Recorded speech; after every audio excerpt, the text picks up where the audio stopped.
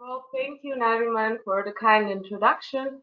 And thank you and all the organizers for including me in this really interesting lecture series, which it's a great honor for me to be part of this really interesting conversation.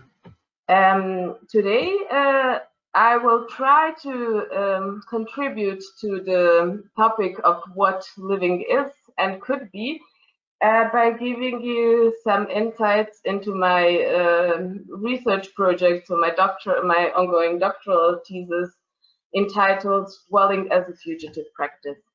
Um, my contribution is, as you have said in the kind invitation, it should be subjective, but what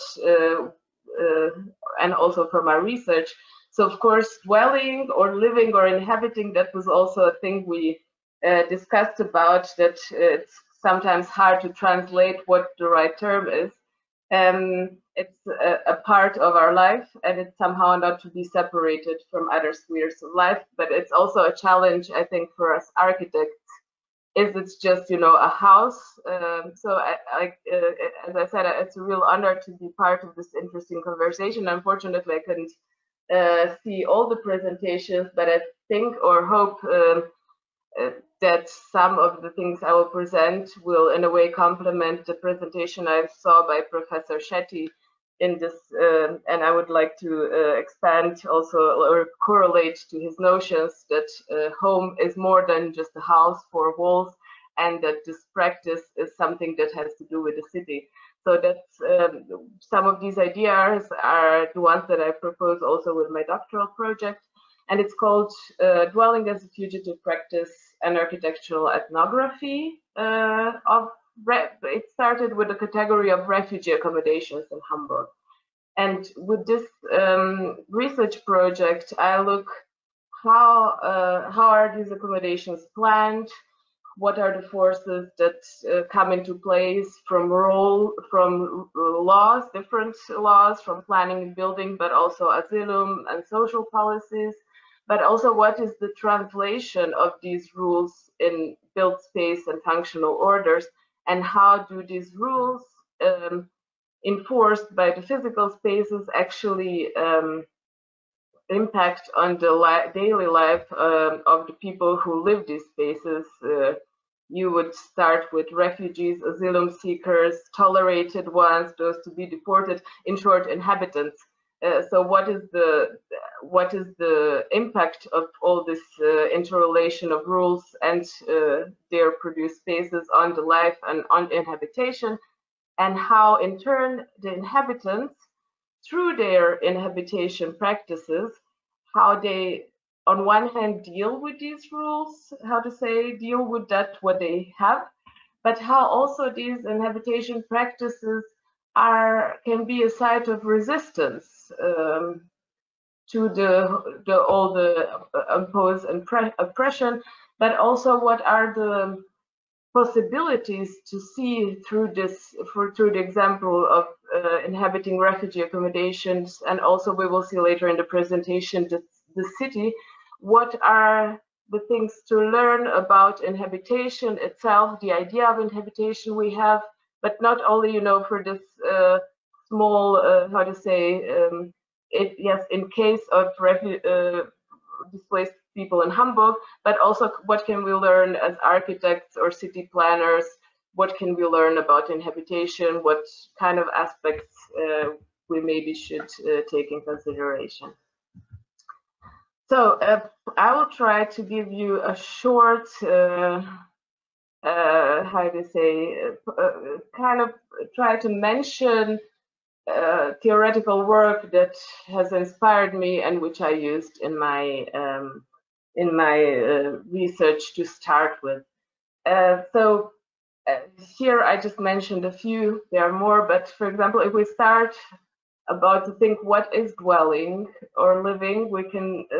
A lot of people start with Martin Heidegger, who says that dwelling is the way we are as mortals on Earth, and it cannot be separated from other spheres of life, and it is not only contained to to a apartment or a house. It's the way we are.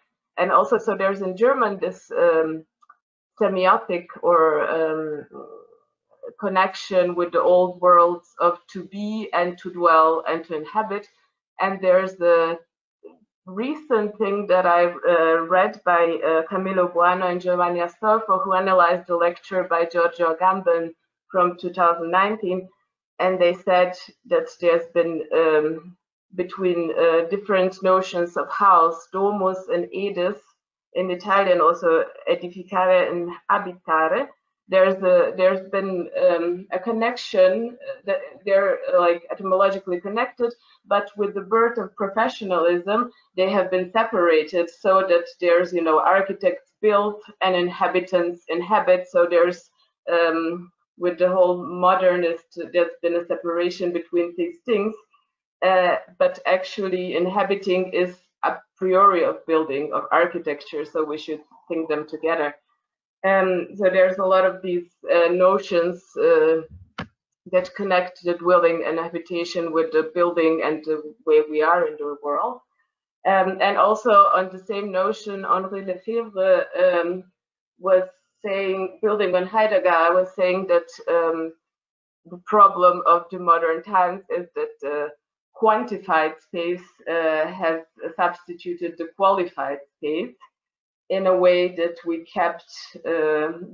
keep the habitat and should actually concentrate on habitat. So habitat in his words would be just, you know, the physical space, the container, the pure material reality, the quantifiable space, and habitat, or the practice of inhabiting, is everything that is beyond that. It's the way we are, our relation and the practice. So not just, you know, sleeping and the functions of sleeping and storing our spaces as what we think of residential, but also the more practice and also the relation to the social sphere, and also to the relation more very important also to the city, how we are as a social beings in relation to the others and to the city. That is habitat, which could be translated as living, as the topic of this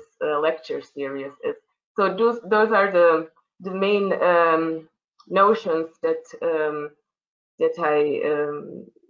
I use, or I try to bring to forth in my research. And also an interesting in this I thought an interesting quotation that brings these things together is by Colin McFarlane, who says, "Housing is a doing if it is dwelt or inhabited as much as it is built. This dwelling is a form of urban assembly, and the city itself a gathering process." So what I think when we talk about housing, it's in different languages, again, it's different, but housing is somehow this notion of habitat. And what I will show in my talk later, it's this planned and quantifiable physical spaces that are just thought of as that are produced to later be inhabited, that are detached from the practice of inhabitation. And also, like, why I concentrate on this, why do I, in order to think about inhabiting and dwelling, why did I choose the topic of this refugee inhabitation in Hamburg, is because I think, as many researchers have shown, in order to, for example, I will, on the example of Jürgen Hasse, a German sociologist and geographer, he says that as long as day-to-day matters of dwelling can be satisfied, we don't have to think or dwell upon dwelling. So it's not something, it's just, you know, the way we are, and we don't have to deal with it a lot. But it's these, how to say, marginal situations of people who don't belong to this cultural Western idea of normality or bourgeois normality, it's there that we start to think, okay, how does dwelling really work? What do we need to dwell?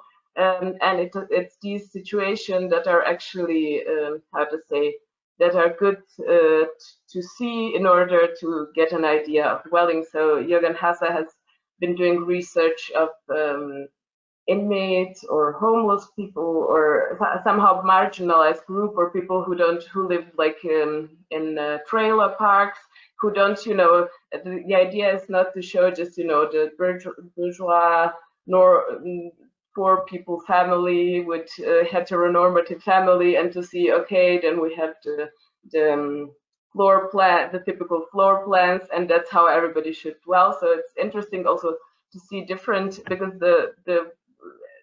like our lifestyles are differentiating, and we're with multilocalism and also different professionals, the patchwork families, like migration and different kind of sorts of being in the world. So that's why, in order to think also about the habitat, like how do architects respond to the differentiating needs and lifestyles, is it would be interesting to see different kinds of inhabitation practices. So yeah, to come back to my to make it more concrete, I will come back to my actual research topic. So what I used for my research, as I'm an architect, but through the course of my study and work, I've been working with geographers, sociologists, and it's been kind of interesting to join in these conversations, and also to learn about other methods, because I think sometimes this gap between planning and architecture disciplines, and on one hand, and design disciplines and social sciences discipline, is sometimes big, and we don't seem to talk to each other so often, or to think, oh, it's just very different. But actually, what's interesting is when the methods and the tools actually, when there's an exchange, and what happened from the conversation. So actually, I think, although I'm sometimes very critical of my own discipline, architecture,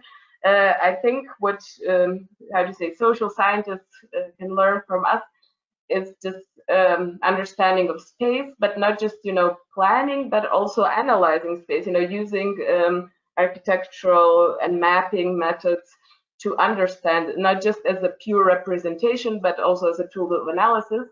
And on the other hand, what we as planning and design disciplines could learn from the others is how to different methods of research. So to make it short, I use different visual and other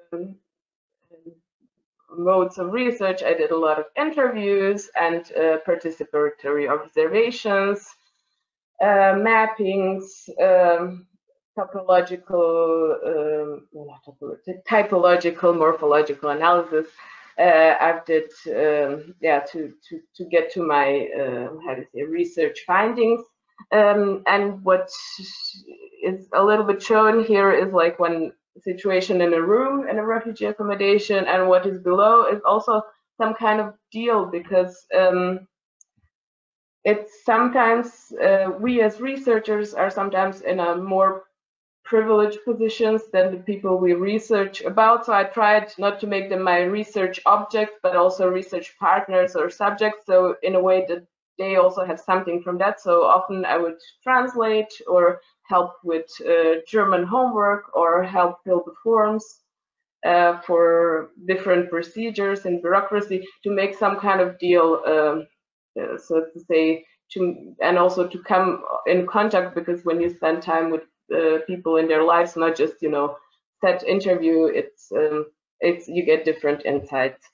And since inhabiting is a very personal and private topic that I was researching about, so it had to be, I had to find a way how to make it, how to come closer to people, yeah.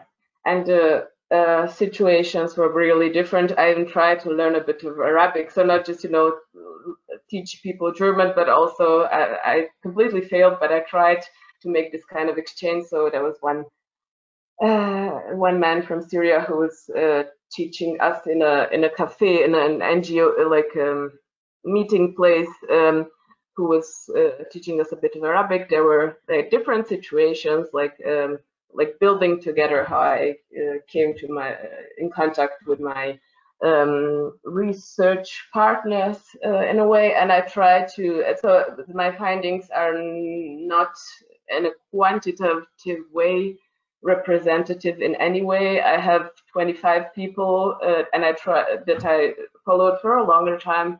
I was in contact with longer time, and I try to, which I will explain later. I try them to be like not, everybody from the same country with the same status in the same accommodation, but try to make it as diverse as possible. But it was also like it came out of the situation. So sometimes from the activities, contacts come spontaneously. So yeah. So it was my attempt was more to quality rather than quantity of the data. So to say when was this, and I did my research in Hamburg, and mostly it's most of the data I collected between 2015 and 2018, and with some people I stayed in contact longer. So there's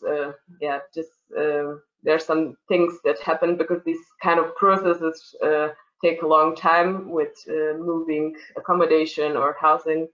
But exactly the time was the so-called refugee crisis in Europe or of Europe, exactly where there were up to 600 people coming to Hamburg per day. So there was this whole challenge of where to accommodate them and what is this doing with the city and so on. So in Hamburg there's a variety. So this is also 2018, how do you say,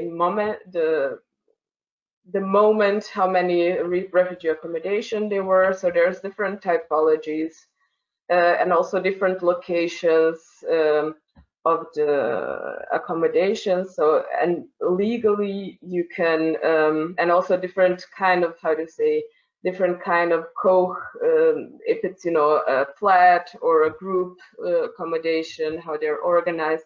And also there's a very different institutional actors landscape that is kind of in charge or has to do with accommodating, not just accommodating people, but planning accommodations, but also later in the daily life, like who is in charge, who is responsible for different aspects of life. So basically, from the legal point of view, there are initial accommodations and the secondary accommodations, or they were. Now with the time it all, of course, there was 2016, there was this so-called deal with European Union and Turkey that almost stopped people coming. So it's been a very dynamic period, but and all of these things, initial accommodations, they don't exist anymore. Now in Hamburg there's one central initial accommodation, but at the time I was doing my research, there were really different typologies of these initial accommodations, like from halls, like market halls or schools that were repurposed, to like containers, tents, even these wooden houses.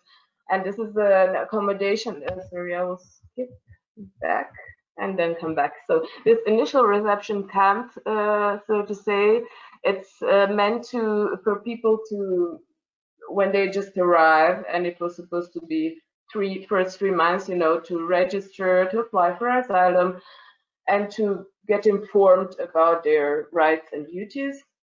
And after that, they would transfer to a follow-up accommodation where they would stay until they find an apartment. So that's the idea.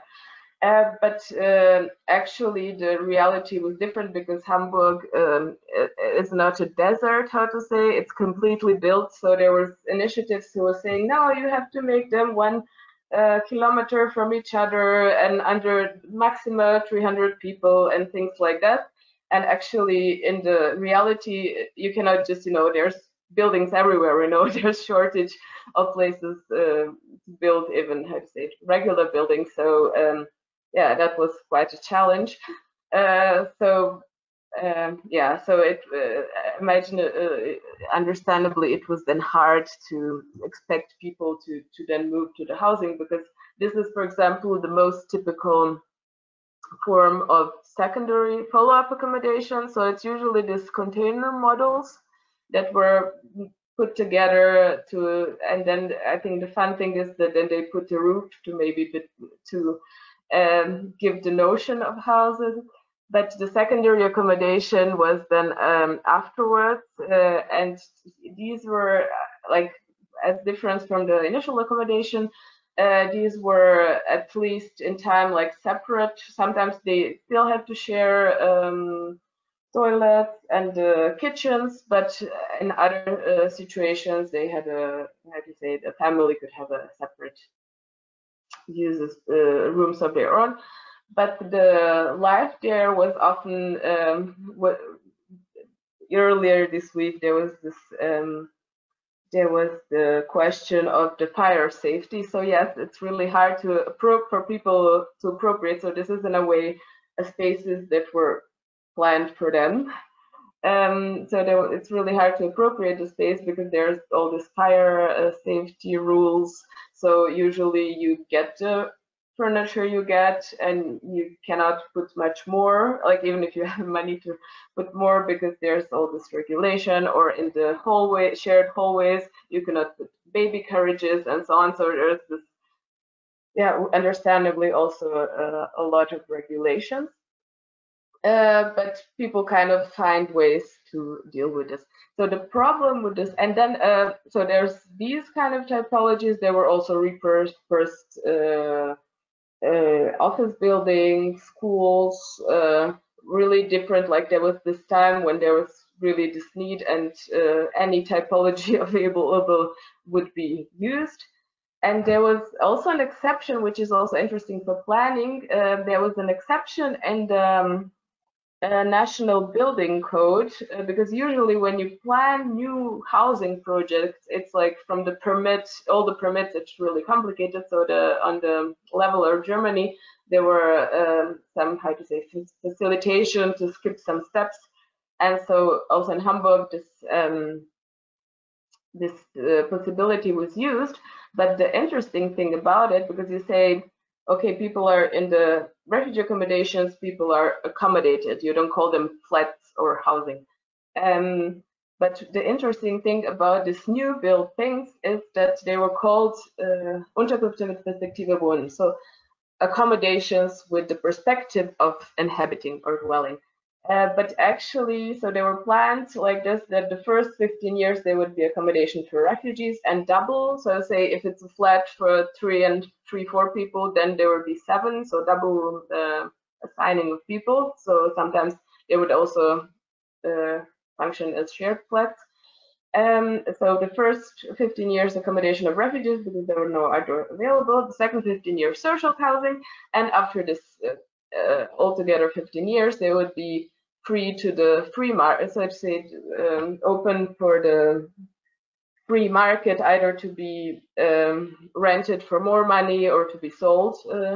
So that was kind of interesting that this perspective housing was for the houses. So after the time, they would be able to function as normal housing, whereas there was no guarantee that these people who were accommodated during the first phase would be able to stay there. Because the problem with this whole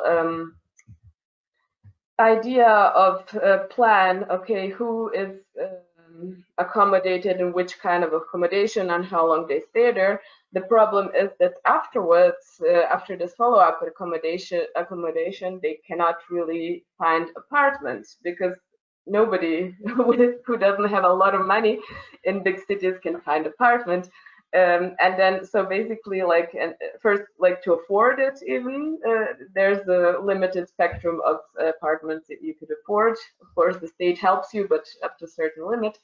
But then, even if there is apartments you could afford, because there's less and less social and affordable housing, even if you could afford it, there's like many other people, also disadvantaged populations, who are competing for the same housing.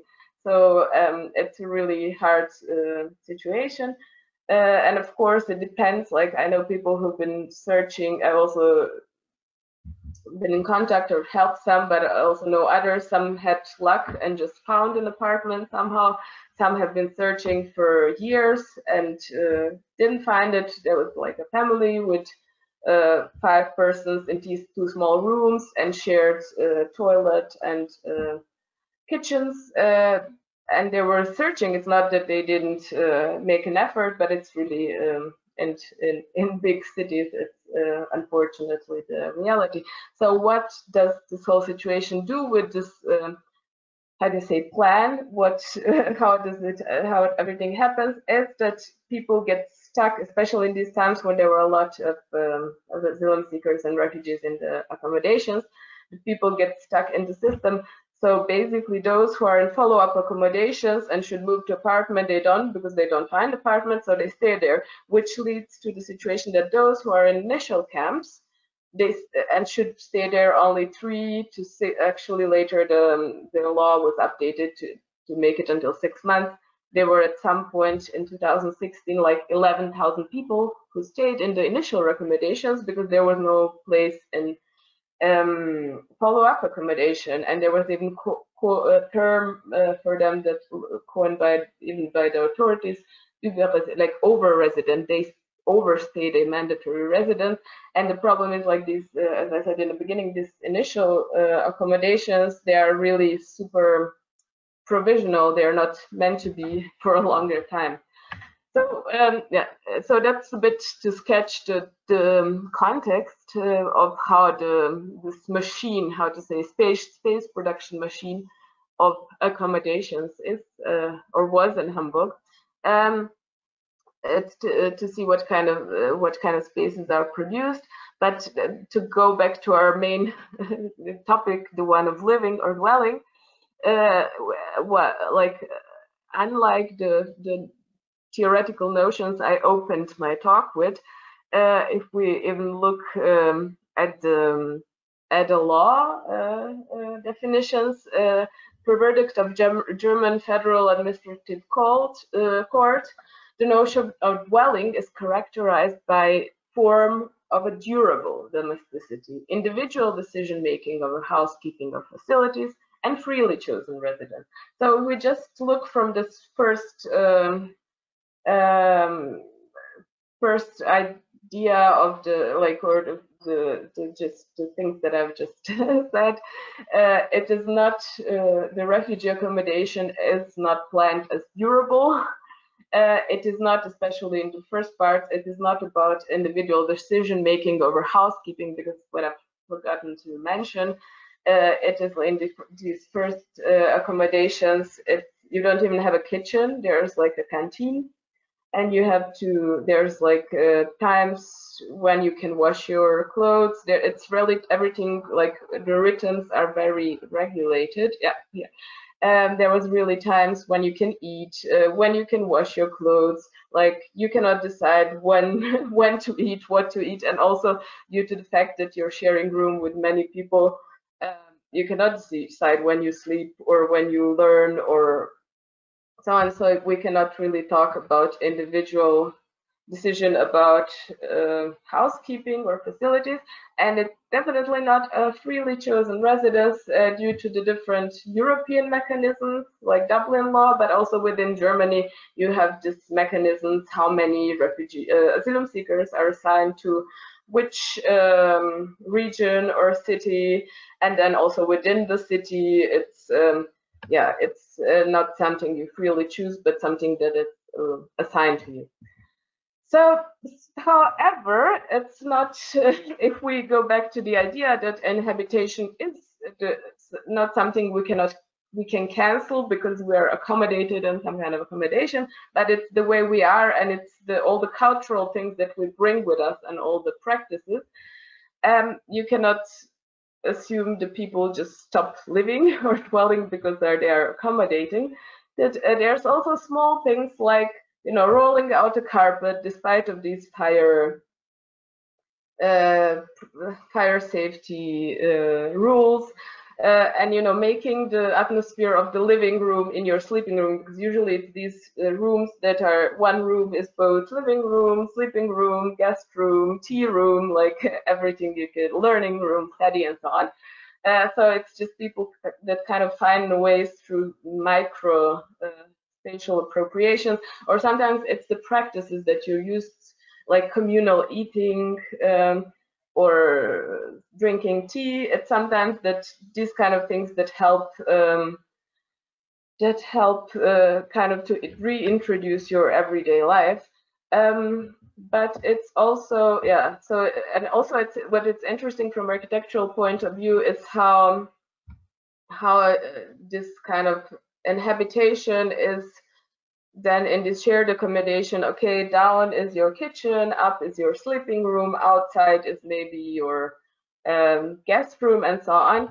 It's also interesting how does this spatially translate, and also what would be then a virtual house, because for example here you have, in the first accommodation, you have basically 2 square not even 2 square meters, it's like a level of a bunk bed, that is your private sphere, and then you have things in your backpack, and there's a muddy path to your toilets or common rooms, and then there's canteen, that is your kitchen, but then there's also the city, where, because some people don't, or to some people this kind of things, the inhabitation practices never, what do you say, never, hardly relive. They're kind of on hold because they're waiting for their asylum application, they're waiting for the next appointment to learn German or get a job or find an apartment.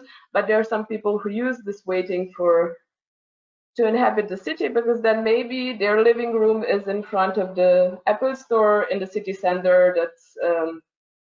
That's a meeting place because there's internet there. They can talk to their family, or this NGO and cafes that give their places, so to say, where people can meet, or the street with ethnic shops. It's kind of extended living room.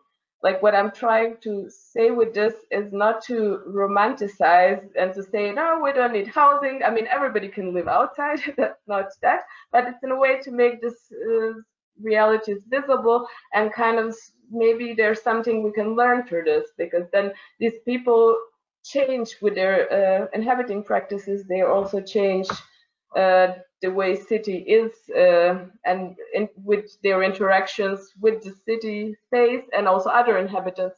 There's maybe mixed, how to say, hybrid spaces and hybrid practices that emerge. So there's, yeah, this examples. There's also, I think I've talked for a long time, so I will start to I'll try to rush a little bit. There's also things much like, inhabiting and also claiming the city for yourself. There's different groups. There was what I think would be also interesting to.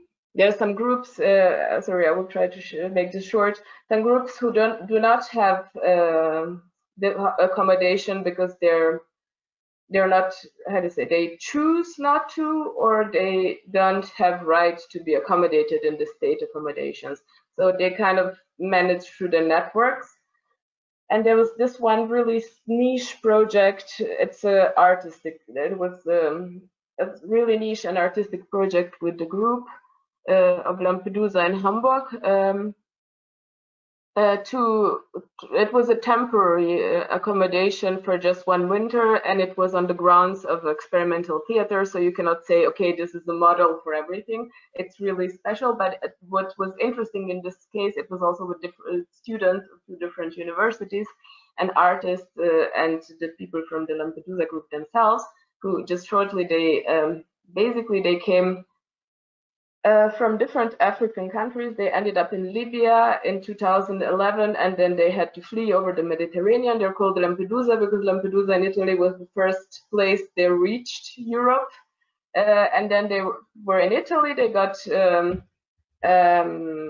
permit to stay there, but they couldn't find jobs. So Italian government gave them the paper to go to other European countries. So they came to Germany, among others. So there's a group Lampedusa in Hamburg and Lampedusa in Berlin as well, among others. But they couldn't work here. So they tried to, and they knew that they're, as individuals, they wouldn't have a chance to get the permit here to work. So they tried to make a collective claim. But long story short, they were still, it didn't happen to that. So they had to find different strategies. But for the time being, in this project here, they were just, there were like different activists and different networks that kind of privately provided accommodations or in housing projects and so on. So, the situation is definitely not ideal. I'm not saying, okay, we should all kind of try, the circumstances are not ideal, but what's interesting about this project that, and of course it's a small scale, we were planning this temporary accommodation just for winter together, and we learned a lot because, you know, the students, mostly coming from the, I don't want to say bourgeois normality, but you know, you have this expectation and what good houses. So there were students saying, oh, we should have an open kitchen and living room because that's better. And there was one woman saying, no, I want my kitchen closed because that's how I like it culturally. I don't want to be seen. I don't want the smell to be spread and so on. Or for example, saying, oh, to spare space, we should have high beds. But there were people who were saying, no, culturally, I like to sleep on the ground. Or like there was another man saying, I spend so much time on the boat that I get nausea. I cannot sleep up. So there's these small things, you know, that planning together with people, with inhabitants, or kind of leaving the space for the inhabitants, maybe making a base structure and leaving space for them to appropriate, would be also maybe an idea. And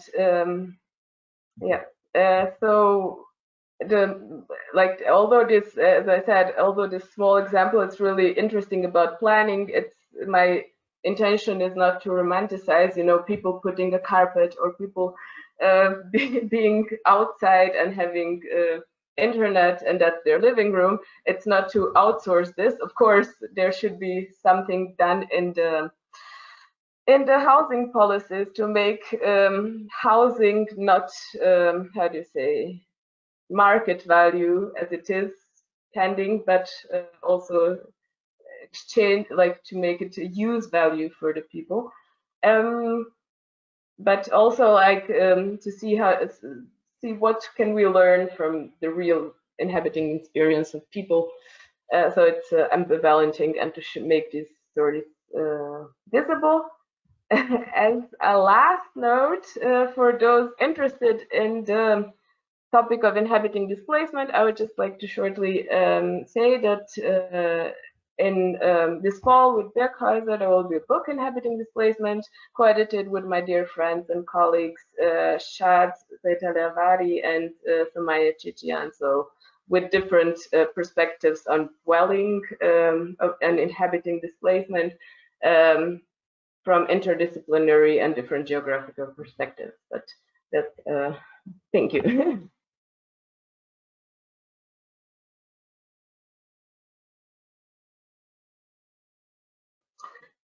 It's very different. There's people, I just accompanied like last month one family, they were still looking for apartments and now they found one. I mean, there's less, I mean, with less people coming, of course, because they cannot, the borders are closed. It's not the situation of 2015 anymore. Yes, but those that are here, it's really long trajectories, you know, to finally find an apartment, and also like not just those who, how to say, on paper are allowed to find apartment cannot find it, but there's also people who have this so-called toleration that they're not deported yet, but basically they're not getting a residence permit. I know stories of people who like for 10 to 20 years living in this kind of accommodation, so they kind of have to arrange with that.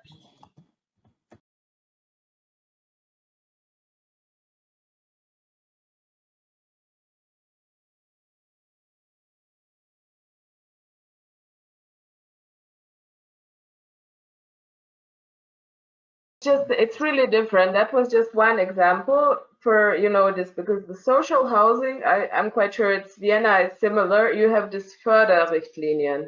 There's like, you know, you cannot as architect make crazy plans. It just, you know, just per person and so on.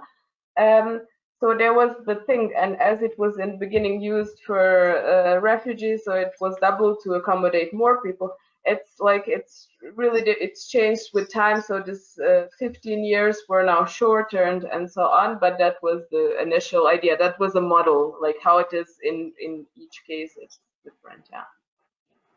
But all these container and these things you show us, they are still there, or they are already?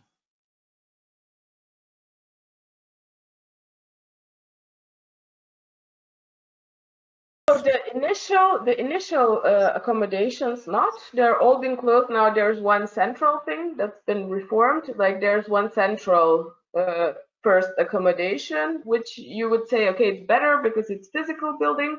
But on the other hand, it's also people don't get, because before at least they were scattered around the city. Now they're all in this place, so people who should be deported just never live there. They stay there.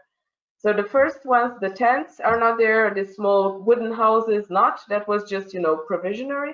But containers, yes, there's like this different container modules, you know, these put bone container, yes, there are some of them still, like the secondary accommodations, yes.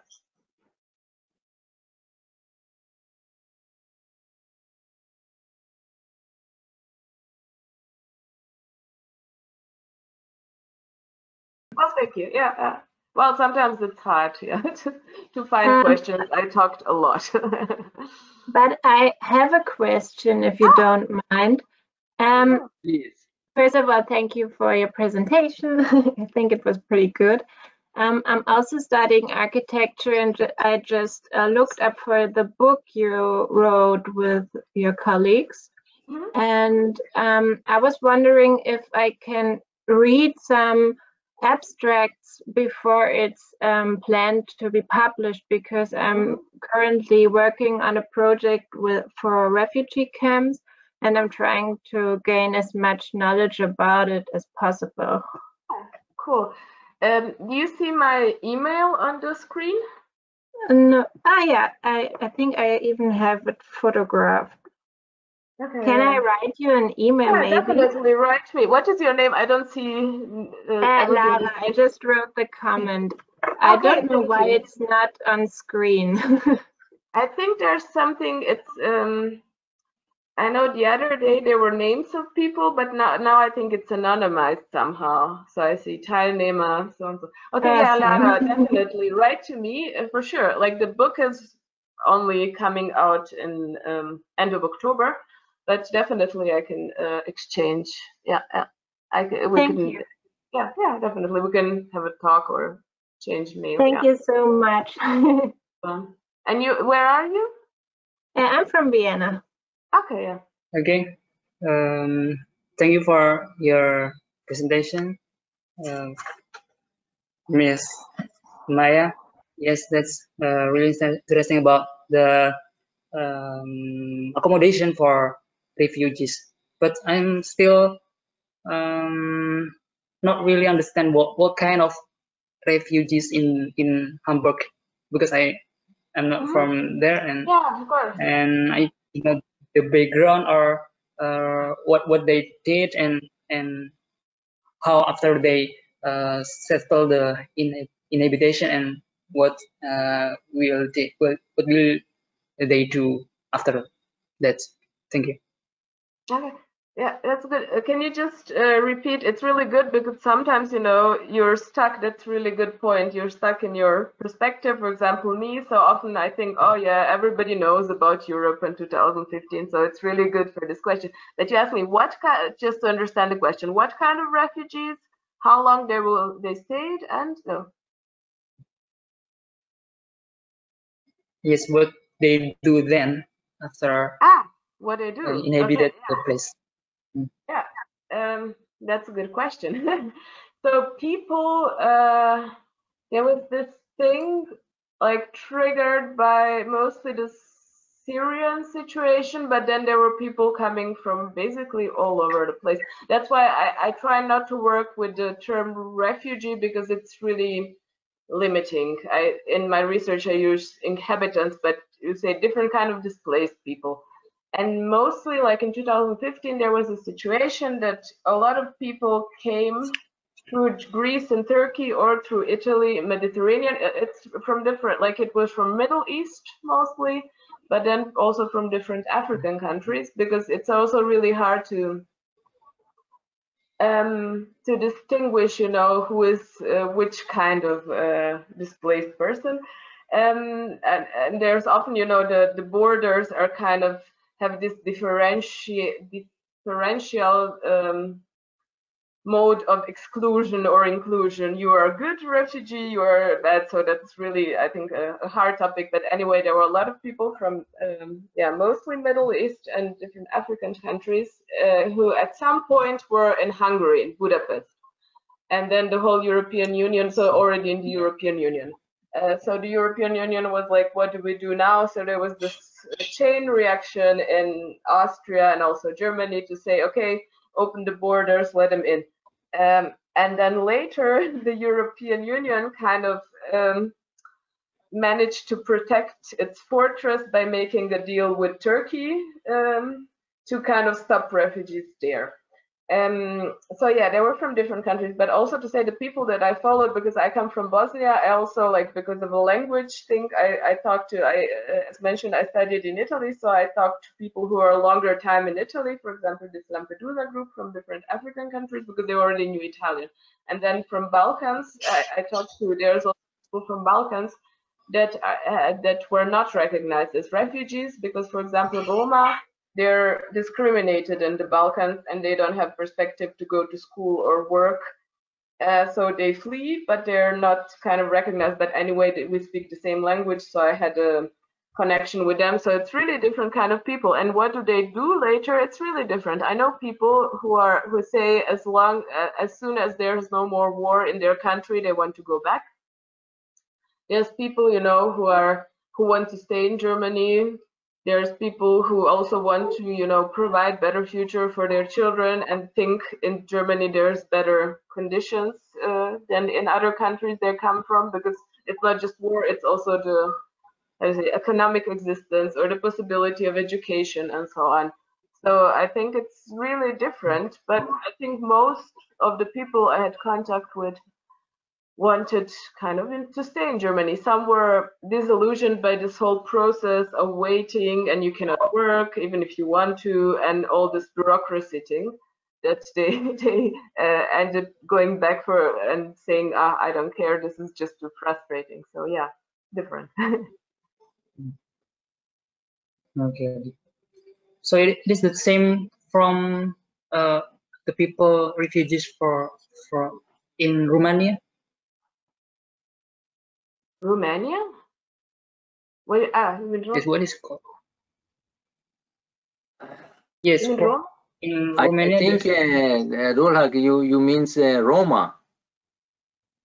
Yeah. No, Roma, Romas yes. are not refugees.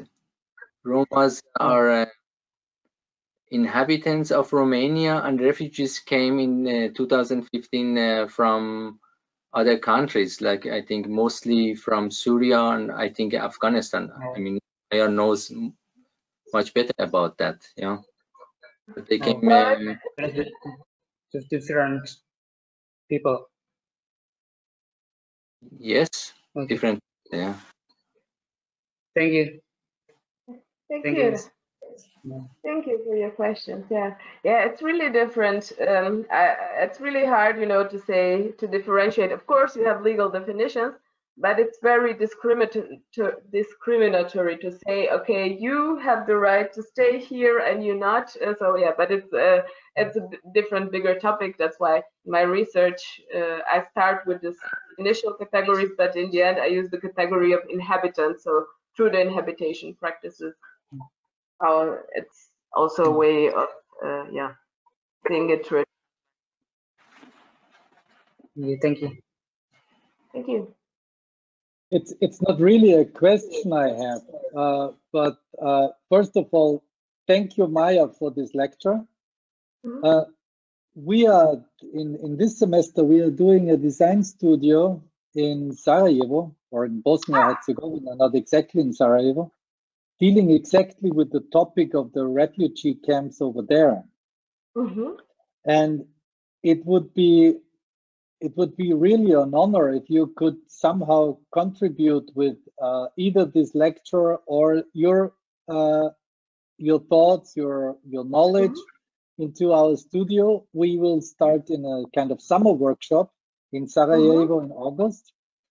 And if you don't mind, we just send you our contacts, and somehow we can do maybe also an online contribution if that is possible for you. That would be nice. Okay, wow, amazing. I was just almost, I wanted to say, oh, sure, I will come, but I'm not sure. But yeah, definitely send me a message. It's really interesting. I have to say, I've been, I mean, my family is still in Bosnia, but regarding the current situation, I'm not, it's an interesting topic anyway, but I'm not really much familiar apart from news, you know, what's going on. But I would be definitely interested in some kind of exchange, yeah. Okay, that would be great. Now, we also don't know if we can go there or not, but we are still optimistic, and we are working in that direction at least. Yeah, definitely. Yeah, for sure. Okay, Let me Maja, know. thank you. Right. Yeah, thank you. Thanks a lot.